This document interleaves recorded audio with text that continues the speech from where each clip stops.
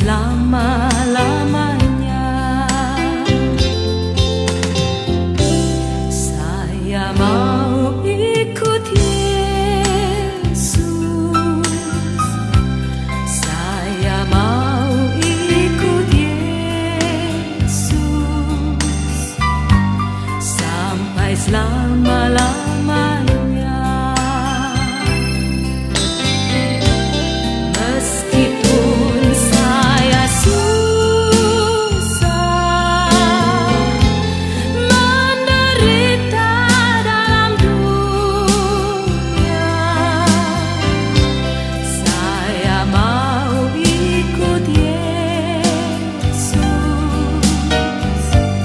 sampai selama-lamanya.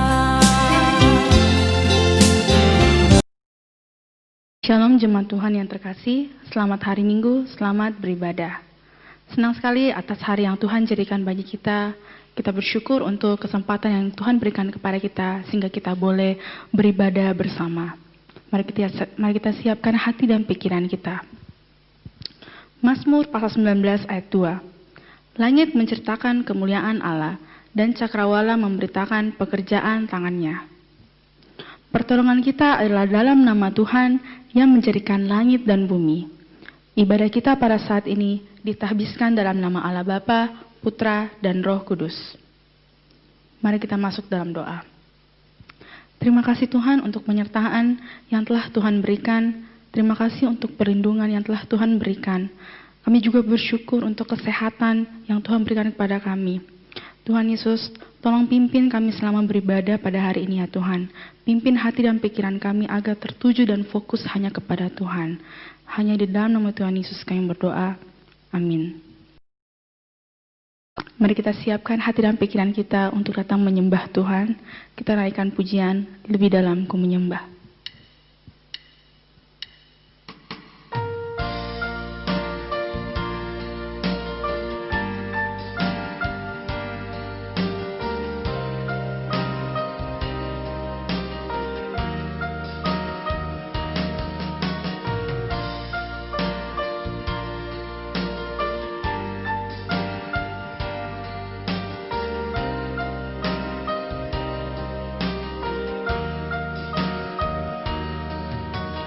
Sungguh besar setiamu,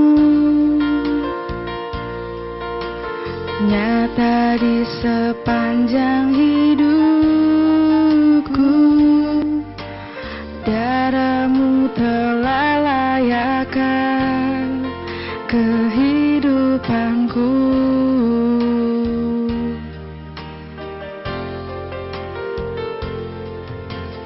Tiada kata yang bisa lukiskan indahnya Kau Tuhan. Bagimu segala pujian dan kemuliaan.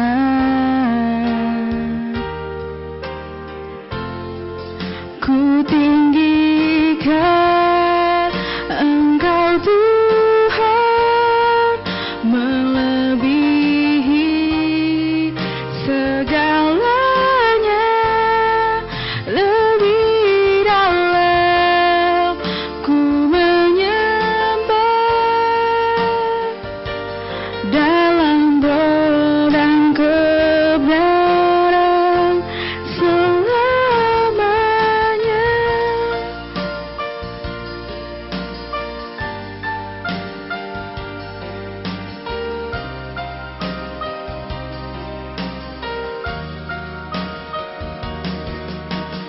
Sungguh besar setiamu, nyata di sepanjang hidupku. Darahmu telah layakkan kehidupanku.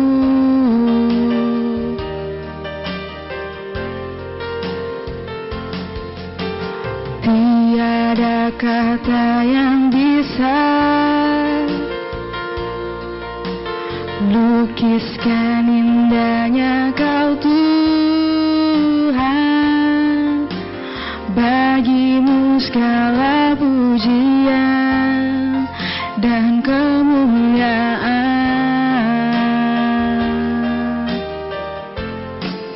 Ku tinggikan Engkau Tuhan, melebihi segalanya, lebih dalam ku menyembah, dalam roh dan kebenaran. Ku tinggikan Engkau Tuhan, melebihi segalanya, lebih dalam ku menyembah, dalam roh dan kebenaran selamanya.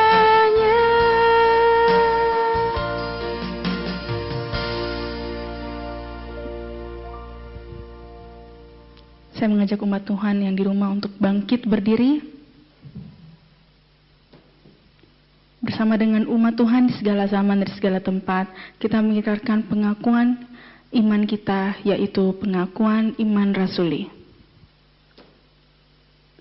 Aku percaya kepada Allah, Bapa yang Maha Kuasa, Khalik langit dan bumi, dan kepada Yesus Kristus, Anaknya yang tunggal Tuhan kita, yang dikandung daripada Roh Kudus, lahir dari anak Bikira Maria, yang menderita sengsara di bawah pemerintahan Pontius Pilatus, disalibkan, mati dan dikuburkan, turun dalam kerajaan maut, pada hari yang ketiga bangkit pula dari antara orang mati, naik ke surga, duduk di sebelah kanan Allah, Bapa yang Maha Kuasa, dan dari sana Ia akan datang untuk menghakimi orang yang hidup dan yang mati.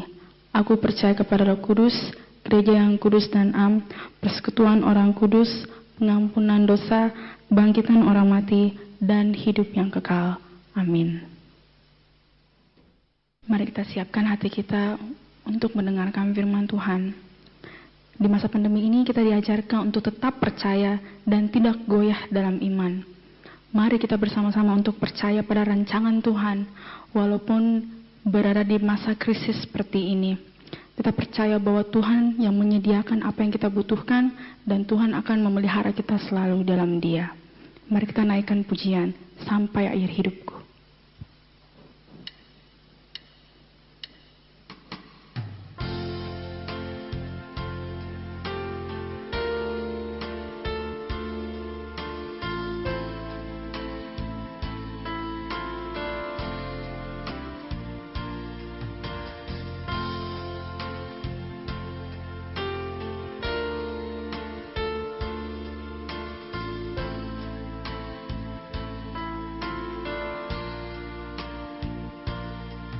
Bapa, Engkau mengenalku lebih dari siapapun. Engkau tahu ceritaku dan isi hatiku. Tak peduli masa lalu, Engkau tetap memilihku. Ubahkanku, sempurnakan, jadi karya yang indah. Kini aku percaya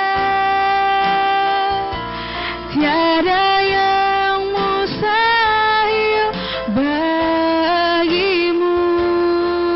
Kuasamu, kuatkanku, dasarku berharap. Kini aku berserah pada rancangan-Mu bagiku. Ku ikuti panggilan-Mu, ku kan setia sampai akhir hidupku.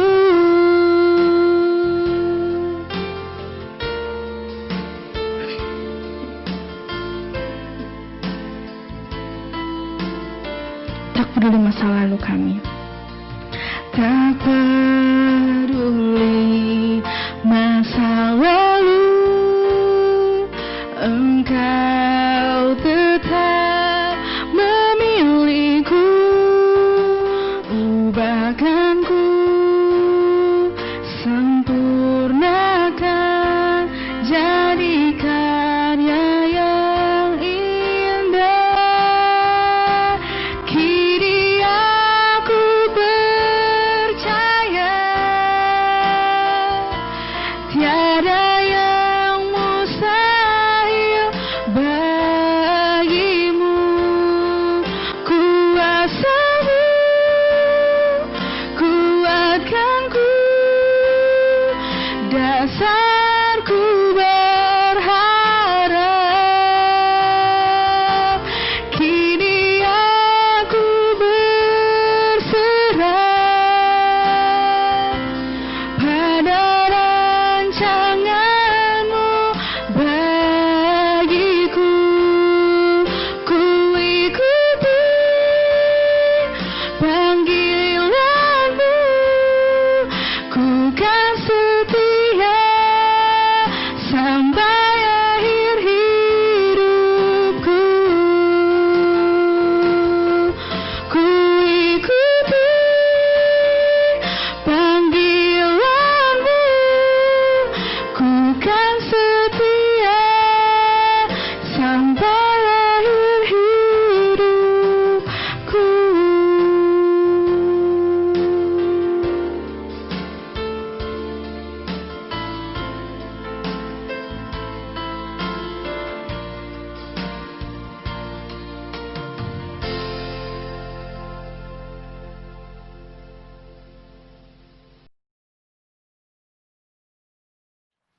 Shalom, selamat hari Minggu bagi Bapak Ibu sekalian yang berada di rumah.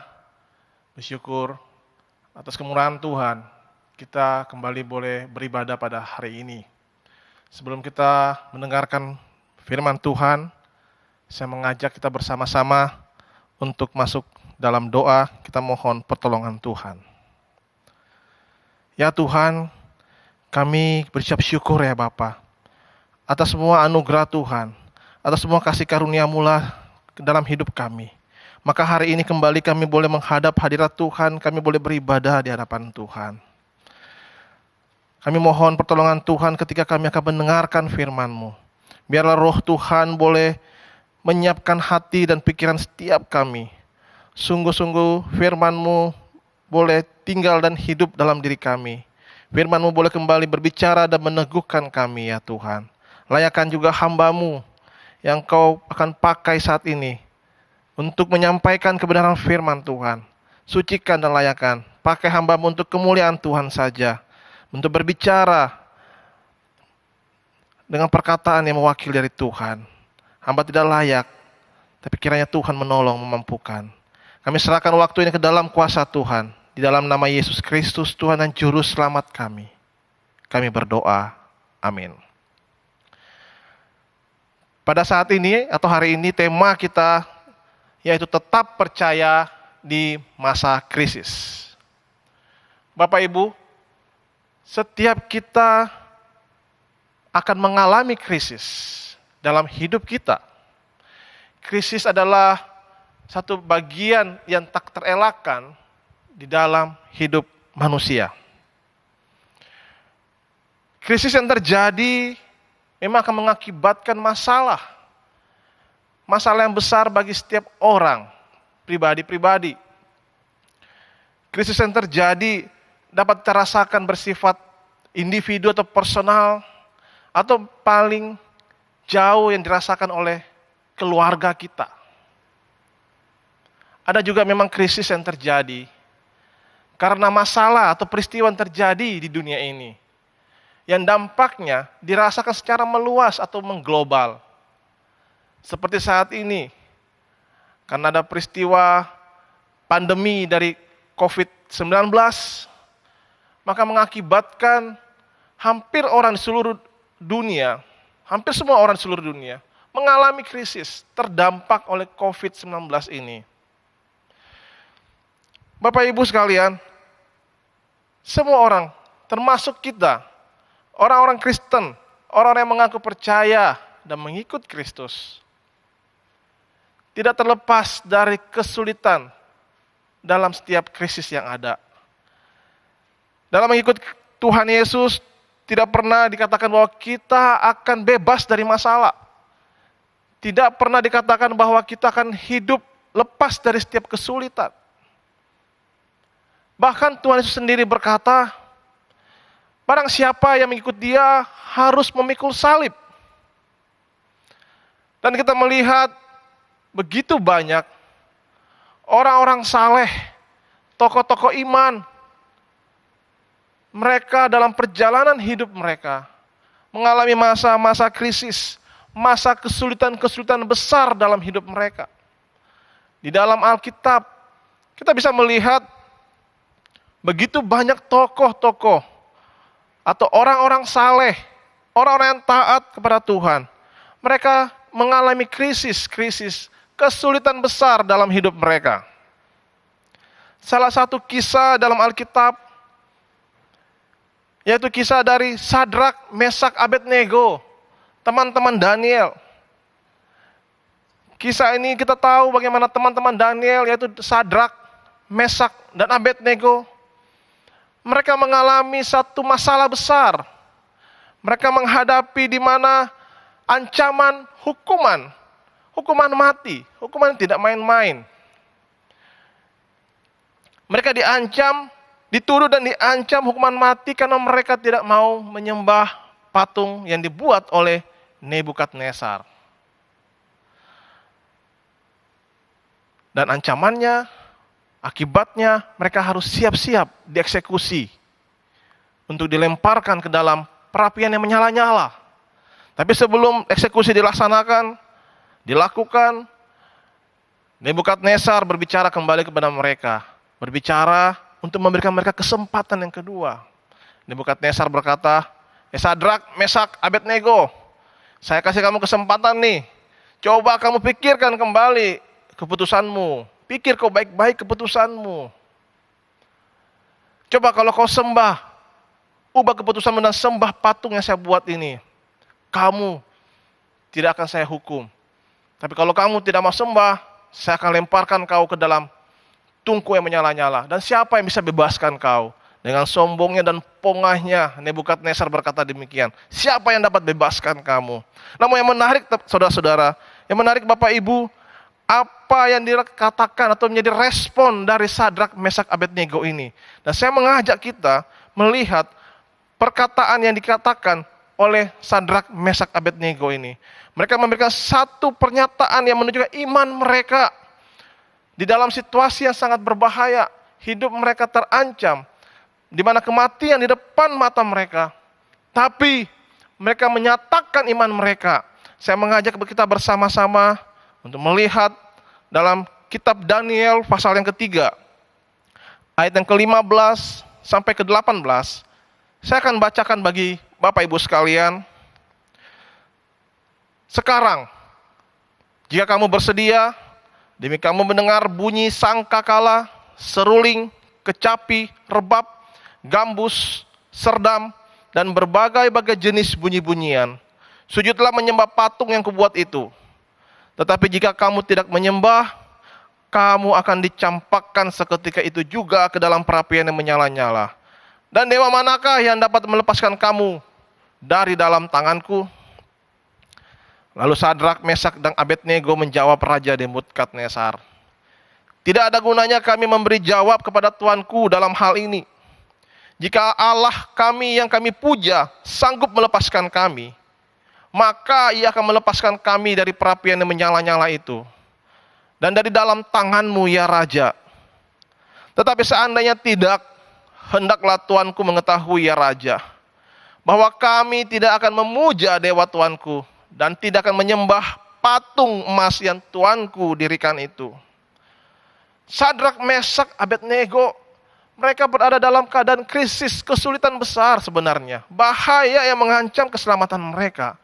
Tapi meski menghadapi ancaman tersebut, mereka tetap percaya kepada Allah yang mereka imani. Percaya kepada Allah yang mereka sembah selama ini. Sikap mereka ini adalah wujud iman mereka kepada Allah. Mereka percaya bahwa Allah tetap berkuasa dan berdaulat atas hidup mereka. Mereka percaya akan kasih karunia dan kemurahan Tuhan, sekalipun mereka harus kehilangan nyawa mereka. Saudara-saudara, ketika dalam berbagai masalah, kesulitan hidup ini, pentingnya kita untuk tetap percaya kepada kuasa Allah. Penting kita untuk tetap percaya pada kedaulatan Allah, bahwa Allah masih tetap berkuasa dan berdaulat dalam segala situasi yang sulit. Penting kita untuk tetap bersandar pada kasih karunia Allah semata. Tetap percaya kepada Tuhan merupakan dalam situasi apapun, merupakan wujud iman kita kepada Tuhan. Tetap percaya bahwa Allah berkuasa dan berdaulat atas segala keadaan. Sadrak, Mesak, Abednego percaya bahwa Allah yang mereka sembah jauh lebih berkuasa daripada Raja Nebukadnezar. Mereka percaya bahwa Tuhan lebih berkuasa dan Tuhan sendiri yang berdaulat atas hidup mereka. Mereka bisa mengenal Allah mereka dengan benar. Mereka memiliki pengenalan, pemahaman akan iman yang benar. Mereka mengetahui, memahami Allah yang berdaulat seperti apa, Allah yang berkuasa seperti apa. Penting kita memiliki pemahaman iman yang benar. Penting kita mengenal Allah yang benar, karena kita jikalau mengenal Allah yang benar, itu akan membawa kita pada pemahaman iman yang benar. Dan iman yang benar akan membawa kita bertumbuh dengan benar dalam kerohanian. Iman yang benar akan membawa kita memiliki kerohanian yang benar di hadapan Allah. Sadrak, Mesak, Abednego, mereka adalah orang-orang yang memahami Allah dengan benar. Karena mereka adalah orang-orang yang mau menyelidiki kebenaran firman Tuhan. Mereka adalah orang-orang muda yang terpelajar, yang dipilih untuk melayani Raja Nebukadnezar. Dan kita tahu dalam Daniel 1 ayat yang ke-17, di sana Tuhan kembali menambahkan, mengaruniakan berbagai pengetahuan, berbagai kepandaian dan hikmat kepada mereka. Saya percaya mereka menyelidiki juga kebenaran firman Tuhan. Oleh karena itu mereka boleh memiliki atau dapat memiliki pemahaman yang benar tentang Allah yang mereka sembah. Dalam peristiwa yang mereka hadapi saat itu, sekali lagi mereka tahu Allah berdaulat dan berkuasa atas hidup mereka. Oleh karena itu mereka berkata, kalau Tuhan mau lepaskan kami, itu karena kehendak Tuhan. Tuhan mengizinkan kami bisa tetap melanjutkan hidup, lepas dari cengkramanmu Raja.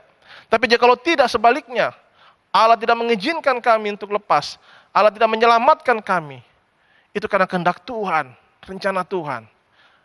Mereka tetap percaya, bersandar pada kehendak dan rencana Tuhan. Meskipun pada akhirnya dalam rencana Allah, kehendak Allah, Sadrak, Mesak, Abednego dibebaskan, dilepaskan. Namun poin pentingnya, bahwa mereka tetap percaya, berserah pada rencana kehendak Allah. Dan pada peristiwa itu akhirnya, membawa Raja Nebukadnezar, dan orang-orang Babel, bisa melihat dan menyaksikan, siapa Allah dari Sadrak, Mesak, Abednego, siapa Allah yang lebih berkuasa.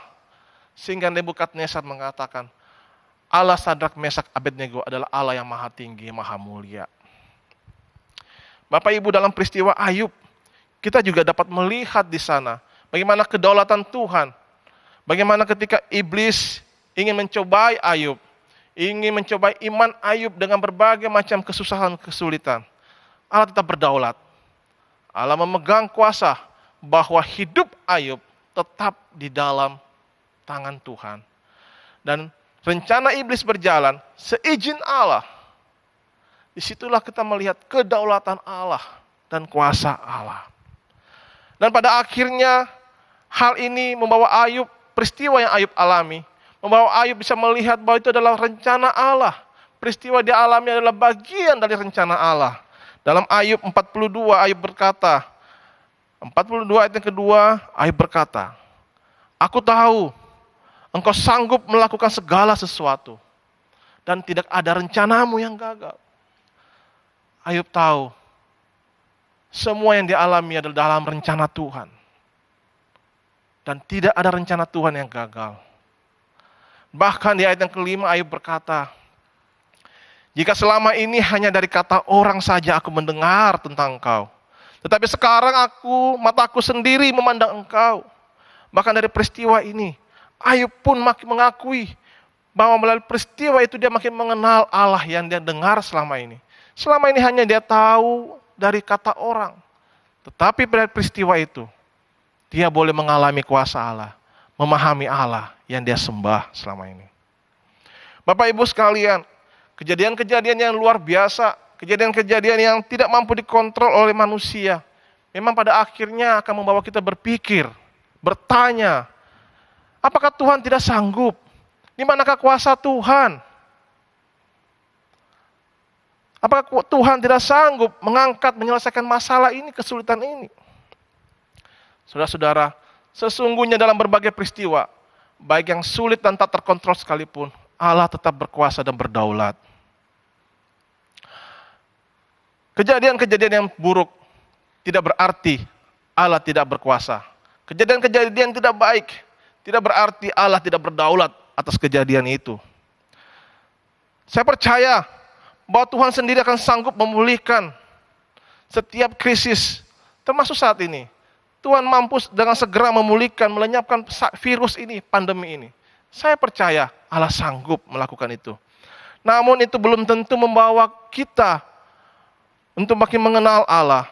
Belum tentu membawa manusia sadar dan memahami siapa Allah sesungguhnya. Dan belum tentu membawa orang menyembah Tuhan dan memuliakan nama Tuhan.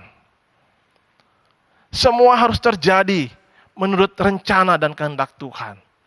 Disitulah kedaulatan Allah. Semua peristiwa berjalan dalam rencana Tuhan. Di dalam kedaulatan Tuhan. Bapak Ibu, jika semua yang terjadi di luar kontrol dan di luar kuasa Allah, Allah tidak berdaulat atas semua peristiwa ini, maka saya percaya sudah sejak lama dunia ini akan punah. Sudah sejak lama dunia ini tidak ada. Sejak kejatuhan manusia dalam dosa, maka manusia mengalami kerusakan moral. Kejahatan makin merajalela, bukan? Dunia terkutuk. Karena kejatuhan manusia, maka muncul berbagai-bagai bencana alam. Berbagai-bagai musibah. Sakit penyakit muncul. Dan kita tahu, kehebatan manusia dalam ilmu pengetahuan, kemajuan teknologi manusia dalam berbagai macam teknologi dan ilmu pengetahuan, tidak ada satupun yang mampu mencegah terjadinya bencana alam maupun penyakit-penyakit. Bahkan makin muncul penyakit-penyakit yang baru, bukan? Saya percaya, jika semua terjadi di luar kontrol dan kedaulatan Allah, dunia ini sudah punah. Namun karena masih adanya kuasa Allah, Allah masih berdaulat, maka dunia ini masih tetap ada dan masih berjalan dalam rencana Tuhan, berjalan dalam kehendak Tuhan, sesuai dengan waktu Allah, sesuai dengan rencana Allah. Di sanalah kedaulatan Allah dinyatakan. Dunia sudah jatuh dalam dosa ini belum punah. Meski kejahatan dan penderitaan merajalela, kita bisa melihat masih ada kasih, masih ada kebaikan yang boleh muncul tengah-tengah dunia yang penuh dengan kejahatan dan dosa ini, bukan? Itu karena Allah masih berdaulat, Allah masih berkuasa. Bapak Ibu, di masa-masa krisis ini, di masa-masa sulit apapun yang kita alami, yang Tuhan izinkan kita alami, tetaplah tunduk pada kuasa dan kedaulatan Tuhan. Allah tetap berdaulat sampai selama-lamanya. Dan dalam kedaulatannya Tuhan memiliki rencana yang akhirnya akan membawa setiap kita untuk menyembah Tuhan. Setiap kita untuk mengakui kedaulatan Tuhan, kebesarannya, dan memuliakan namanya, meninggikan namanya. Di masa-masa krisis ini, kita perlu juga tetap percaya, selain tetap percaya pada kedaulatan Allah dan kuasa Allah yang masih terus berlangsung sampai selama-lamanya. Kita juga perlu percaya, tetap percaya pada kasih karunia dan kemurahan Tuhan dalam krisis. Kita perlu tetap bersandar pada kasih karunia Tuhan menjalani masa-masa krisis ini. Dalam setiap masalah kesulitan yang terjadi, ada kasih karunia Allah di balik setiap kejadian itu. Roma 8 ayat 28 berkata, Allah turut bekerja dalam segala sesuatu untuk mendatangkan kebaikan bagi mereka yang mengasihi Dia, yaitu bagi mereka yang terpanggil sesuai dengan rencana Allah. Setiap peristiwa yang terjadi, termasuk krisis saat ini yang kita alami, semua terjadi menurut kehendak Tuhan dalam rencana Allah. Namun di balik semua itu, bukan Allah tidak peduli, tapi di balik semua itu ada rancangan Allah, rancangan kebaikan bagi setiap orang-orang yang mengasihinya di dalam Yesus Kristus, Juru Selamat kita. Tuhan Yesus sendiri berkata di dalam Yohanes 10 ayat 10, Dia datang untuk memberi hidup dan hidup yang berkelimpahan. Kasih karunia Allah di dalam Yesus Kristus tidak hanya memberikan kita hidup kekal, menebus kita dari dosa kita, memberikan kita hidup kekal bersama Allah nantinya, tetapi kasih karunia Allah juga berlangsung dari saat ini di dunia ini. Karena kita masih hidup di dunia yang berdosa, dunia yang penuh dengan dosa. Dan Allah tahu bahwa kita membutuhkan kasih karunia-Nya untuk menjalani hidup di dunia ini. Kasih karunia Allah yang boleh kita alami ketika menjalani kehidupan dalam dunia ini, di masa-masa sulit ini, adalah berupa penyertaan Tuhan. Karena Allah sendiri berjanji. Tuhan Yesus berjanji ketika Dia ke sorga, bahwa Tuhan akan menyertai umat-Nya sampai kesudahan zaman. Tuhan akan menyertai setiap kita sampai Dia datang yang kedua kali. Oleh karena itu Allah sendiri, Tuhan sendiri memberikan roh-Nya yang kudus kepada setiap kita. Roh Kudus tinggal dalam setiap kita untuk menjadi jaminan kita di dalam kasih karunia Yesus Kristus Tuhan kita. Maka kasih karunia yang kita terima adalah kasih karunia berupa penghiburan, kekuatan, dan damai sejahtera. Di masa-masa sulit ini, banyak hal yang mungkin kita susah hadapi, sulit hadapi. Banyak kekhawatiran, banyak ketakutan. Saya sendiri juga tidak lepas dari rasa takut. Saya sendiri juga tidak tahu berapa lama krisis ini akan berlangsung, sampai kapan. Bagaimana kalau sampai tahun depan, 2 tahun depan. Saya sendiri tidak tahu. Dan sempat memang ada kekhawatiran sendiri dalam diri saya. Namun saya bersyukur ada kasih karunia Tuhan lah yang meneguhkan, yang menghibur, dan memberikan kekuatan bagi setiap kita untuk menjalani hari-hari kita. Karena kasih karunia Tuhan ini, begitu banyak orang-orang yang mengalami kesulitan, bahkan mereka yang sakit sekalipun, tapi mereka tetap punya kekuatan, bahkan bisa memuji Tuhan dalam kesulitan mereka. Bukan hanya mereka yang sakit, mereka yang bekerja, mereka yang berusaha, mereka juga mengalami kekhawatiran pastinya akibat pandemi ini, akibat krisis yang terjadi. Namun, kasih karunia Tuhan akan dilimpahkan supaya kita memperoleh kelimpahan di dalam Tuhan. Ada damai sejahtera, ada pengharapan di dalam Tuhan. Ada damai sejahtera sekalipun hidup kita mungkin diambang kematian.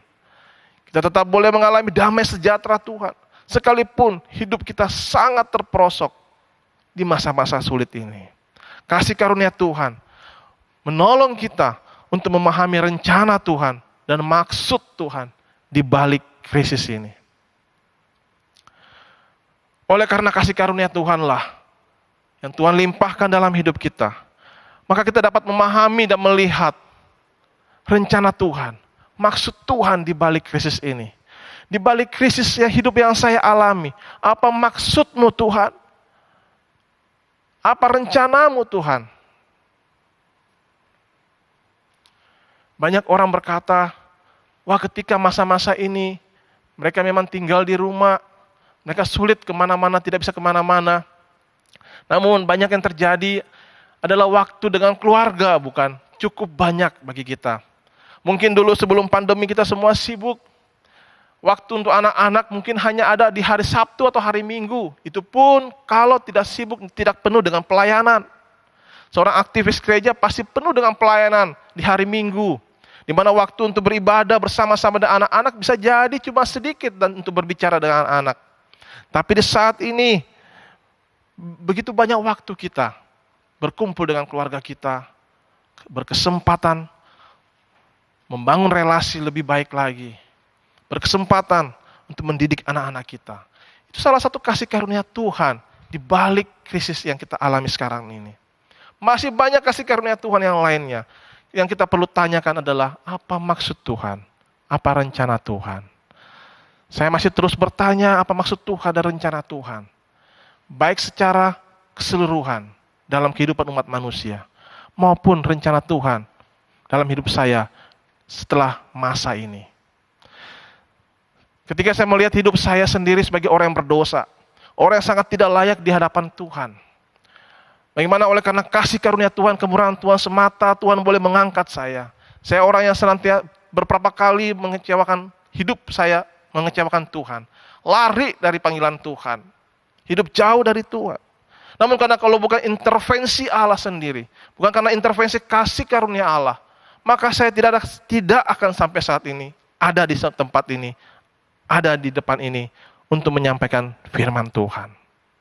Oleh karena itu dalam setiap keadaan, setiap peristiwa yang saya alami, saya sadar saya manusia berdosa yang tidak layak di hadapan Tuhan. Saya hanya ada karena kasih karunia Tuhan. Maka saya tidak pernah berani bertanya, mengapa Tuhan? Mengapa dan mengapa? Saya hanya seringkali diam dan bertanya, Tuhan, apa maksudmu? Apa maumu Tuhan? Apa rencanamu yang kau hendak nyatakan kepada saya? Mari kita bertanya dalam setiap peristiwa kehidupan kita. Bukan peristiwa yang baik saja sebenarnya. Peristiwa yang buruk pun kita perlu bertanya, apa maksudmu Tuhan? Apa rencanamu Tuhan?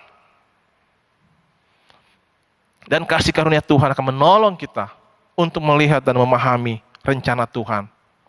Kasih karunia Tuhan akan menolong kita untuk hidup berserah total pada rencana Tuhan, pada kehendak Tuhan.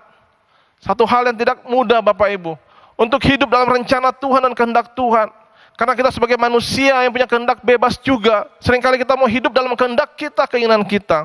Sehingga tidak mudah untuk hidup dalam rencana Tuhan dan kehendak Tuhan. Kita butuh kasih karunia Allah untuk hidup dalam kehendaknya, menurut rencananya. Ketika kita tahu bahwa Allah memang berdaulat dan berkuasa, tapi kita tidak mau menyerahkan hidup kita pada rencana dan kehendak Allah, itu seperti ketika kita sakit, kita ke dokter. Ambillah ketika kita sakit, kita ke dokter, kita sakit kanker yang paling sulit mungkin disembuhkan. Kita mencari dokter yang terbaik, bukan? Kita mencari-cari tahu dokter siapa yang paling ekspor, yang paling ahli, paling canggih cara pengobatannya. Setelah kita tahu dan orang memberitahukan kita, wah dokter A, itu dokter yang sangat baik sekali. Sudah beberapa orang disembuhkan ketika sakit kanker itu. Kita ke sana, ke dokter tersebut. Ketika tiba di dokter dan dokter sudah periksa kita, kemudian dokter memberitahukan kita, untuk mengobatimu, kita bikin protokol-protokol pengobatannya seperti ini.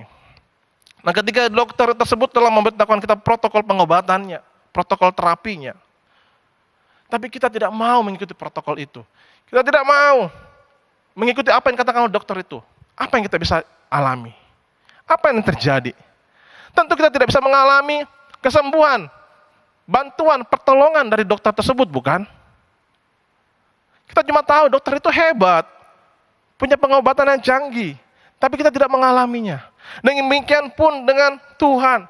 Kita tahu Allah berkuasa, berdaulat, tapi ketika kita tidak mau menyerahkan hidup kita pada rencana Tuhan, hidup kita pada kehendak Tuhan, kita tidak akan bisa mengalami kuasa Allah yang sempurna dalam hidup kita. Kita tidak bisa mengalami kasih karunia Allah dalam hidup kita ketika kita tidak mau berjalan dalam rencana kehendak Tuhan. Dan kita butuh kasih karunia Allah untuk memampukan kita berjalan dalam rencana Tuhan, dalam kehendak Tuhan. Salah seorang petenis Amerika Serikat, saya membaca di sebuah artikel, petenis Amerika Serikat bernama Arthur Ashe. Dia adalah seorang petenis kulit hitam Amerika Serikat yang pertama kali menjuarai turnamen Grand Slam. Turnamen tenis yang bergengsi. Dia menjuarai US Open. Dia menjuarai Australia Open. Dan salah satu turnamen Grand Slam yang paling prestisius yaitu Wimbledon. Dia juara. Setelah berapa kali masuk final dan dia juara, ketika dia juara di Wimbledon tersebut, dia mengalahkan salah seorang petenis legendaris Amerika, yaitu Jimmy Connors.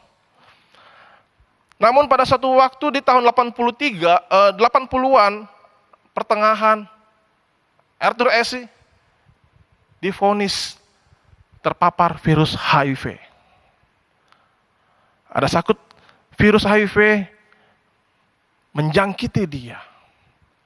Virus HIV yang dia terima, yang masuk dalam tubuhnya itu dicurigai kemungkinan besar dari transfusi darah yang dia terima ketika dia operasi jantung. Jadi dia sebelumnya telah mengalami 2 kali operasi jantung.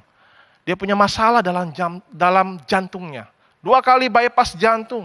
Dan di bypass yang kedua lah, dia terima transfusi darah itu, dan darah itu ada virus HIV-nya.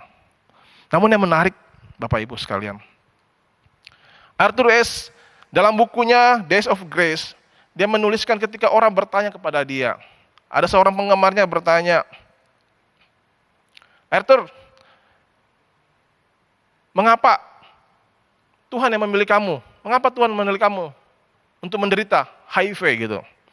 Yang menarik jawaban dari Arthur Ashe. Arthur Ashe mengatakan, jika waktu saya meraih juara Wimbledon, saya tidak pernah bertanya, mengapa Tuhan memilih saya jadi juara Wimbledon? Ketika saya menerima yang baik dari Tuhan, saya tidak pernah bertanya, mengapa Tuhan?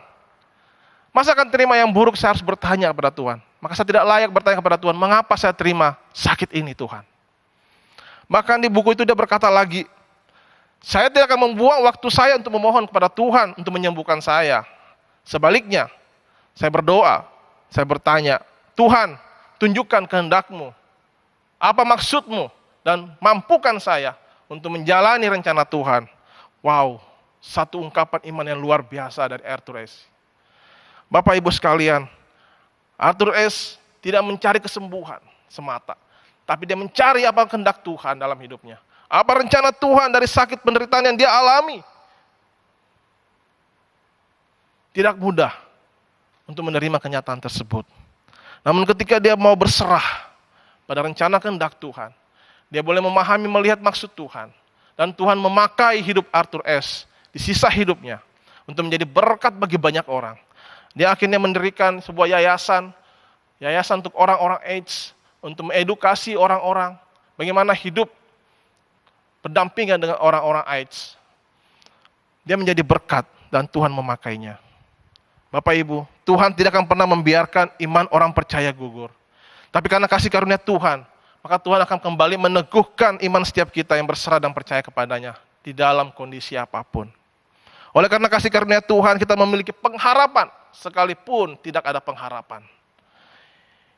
Dalam berbagai keadaan dan kondisi, bahkan dalam berbagai pergumulan yang panjang, tetaplah percaya bahwa Allah kita Allah yang berdaulat dan berkuasa. Dan Allah yang senantiasa menyertai kita, melimpahkan kasih karunia-Nya bagi setiap kita. Mari kita berdoa. Bapa dalam surga, di tengah-tengah situasi, masa-masa sulit yang kami harus jalani, kami sungguh Tuhan butuh melihat bagaimana pertolongan Tuhan, kuasa Tuhan dalam hidup kami. Tolong kami Tuhan, teguhkan kami, untuk tetap percaya bahwa Engkau berdaulat dan berkuasa atas hidup kami dan berbagai peristiwa yang kami alami. Teguhkan kami untuk tetap percaya dan bersandar akan kasih karunia Allah melimpah dalam hidup kami. Tanpa kasih karunia-Mu Tuhan, kami mungkin tidak akan kuat. Tanpa kasih karunia-Mu Tuhan, kami mungkin tidak bisa memahami apa rencana Tuhan. Tanpa kasih karunia Tuhan, kami mungkin sulit untuk hidup dalam rencana dan kehendak Tuhan. biarlah firman-Mu ini boleh berbicara, boleh meneguhkan setiap kami umat-Mu. Dan kami boleh sungguh akhirnya hidup memuliakan nama Tuhan. Hamba-Mu sudah selesai berbicara, tapi hamba percaya kuasa Tuhan, roh Tuhan terus berbicara dalam setiap diri umat Tuhan. Supaya hidup kami sungguh kembali memuliakan nama Tuhan, meninggikan nama Tuhan. Dalam nama Yesus Kristus, Tuhan dan Juru Selamat kami berdoa. Amin. Selamat hari Minggu. Tuhan memberkati.